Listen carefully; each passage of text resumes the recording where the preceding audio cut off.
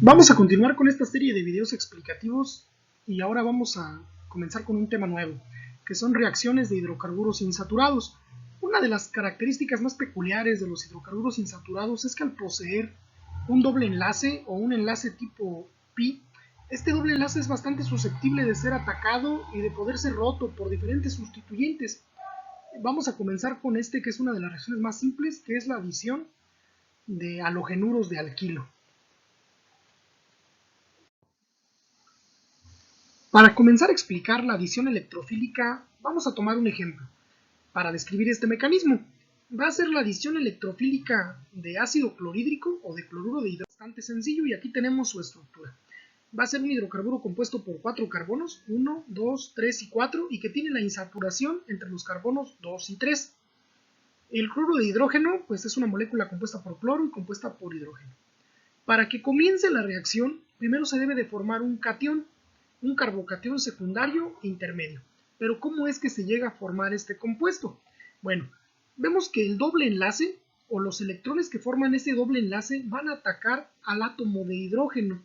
Y este átomo de hidrógeno va a pasar a formar parte del 2-buteno, pero cuando se vaya a formar parte de esta molécula va a dejarle sus electrones al cloro. El cloro se va a quedar con los electrones del hidrógeno, y para que el hidrógeno pueda formar un nuevo enlace en el 2-buteno, va a necesitar de los dos electrones que están formando el enlace pi de nuestro alqueno.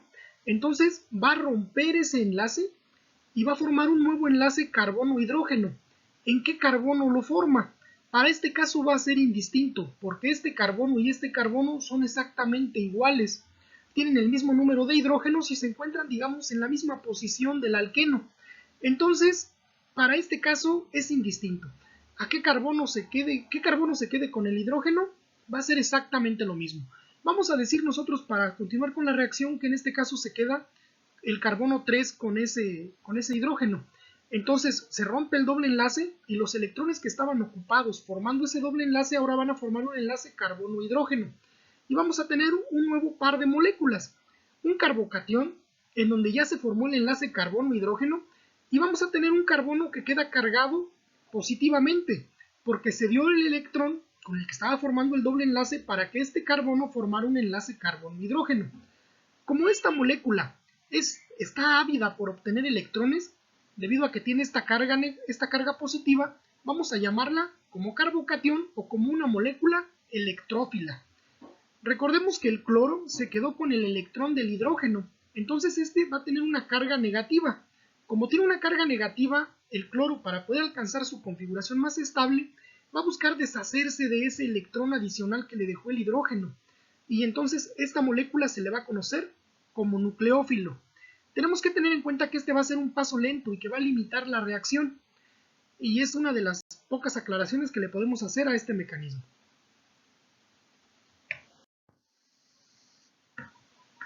¿Cómo continúa la reacción de adición electrofílica una vez que se forma el carbocatión y el ion cloro?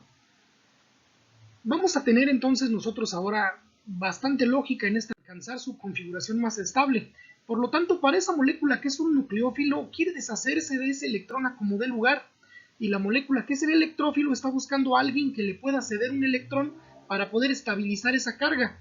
Entonces, ese cloro, ese ion cloruro, va a llegar a atacar ese carbono que está cargado con carga positiva, y como le sobra un electrón para poder formar un enlace, se va a enlazar a ese carbono. Este paso va a ser bastante rápido, y entonces aquí vamos a ver la formación del 2-clorobutano. Aquí en las anotaciones tenemos que ese catión es un secbutilo, y también que se comporta como un ácido de Lewis y que el ion cloruro como una base de Lewis. Se le dice secbutilo porque tiene la carga en un carbono secundario, no porque sea una estructura como las que habíamos visto de nomenclatura. Y se les conoce de esta manera como ácidos y bases de Lewis porque tienen el potencial de formar nuevos enlaces, ambas estructuras. Entonces con esta terminamos. Una vez que ataca el cloro a ese carbocatión, se va a formar el 2-clorobutano. Nosotros podemos aquí hacer una aclaración. Si en lugar de quedarse este carbono con el hidrógeno se le hubiera quedado este y el cloro este carbono, vemos que son equivalentes. Si el cloro estuviera en esta posición, ahora numeraríamos que este es el carbono 1 y este es el 2. Si está en esta posición, este es carbono 1 y este es el 2. Por lo tanto, es indistinto el carbono en el cual se quede con el hidrógeno y cuál se quede con el cloro. Para este caso, vamos a ver a continuación que no siempre es así y que tenemos que seguir una regla que también es bastante sencilla. Vamos a revisar otro ejemplo de adición electrofílica. En este caso es N-propeno. N-propeno es una cadena de 3 carbonos, 1, 2 y 3, con una insaturación entre los carbonos 1 y el carbono 2. Y en este caso se va a adicionar ácido clorhídrico. Entonces, ¿cómo quedamos que funcionaba esto? El doble enlace va a atacar al átomo de hidrógeno, y este átomo de hidrógeno se va a incorporar al N-propeno, pero cuando se vaya va a dejarle su electrón al cloro. Este cloro va a quedar con carga negativa y se va a convertir en una molécula nucleófila. ¿Qué le va a pasar al N-propeno con la adición del hidrógeno? Pues en este caso vamos a pintar dos escenarios, pero vamos al final a tomar una decisión.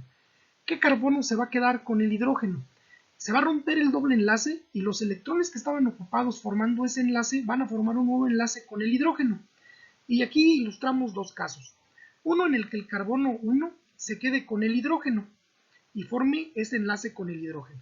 Una vez que este forme el enlace, vamos a ver que aquí se va a quedar con carga positiva, es decir, va a convertirse en un electrófilo y va a permitir la incorporación del cloro y va a formar el 2-cloropropano.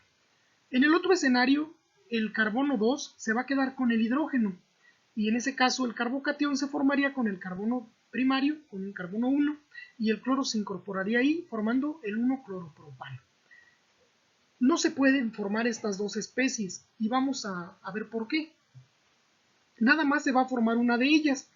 ¿Cuál es la que se puede formar? Pues en este caso, el 1-cloropropano no se puede formar. El único que sería correcto sería el 2-cloropropano. ¿Pero por qué? Porque la adición electrofílica va a seguir una regla bastante sencilla que se conoce como regla de Markovnikov. Cuando se agrega cualquier halogenuro de ácido a un alqueno, el hidrógeno se va a unir al carbono que tiene el mayor número de hidrógenos. El N-propeno va a tener en el carbono 2 un hidrógeno y en el carbono 1 va a tener 2 hidrógenos. Debido a que el carbono 1 tiene más hidrógenos, este es el que va a recibir al hidrógeno del ácido clorhídrico y no el carbono 2. Por lo tanto, 1-cloropropano va a ser una estructura que no se va a poder formar. La única válida va a ser 2-cloropropano.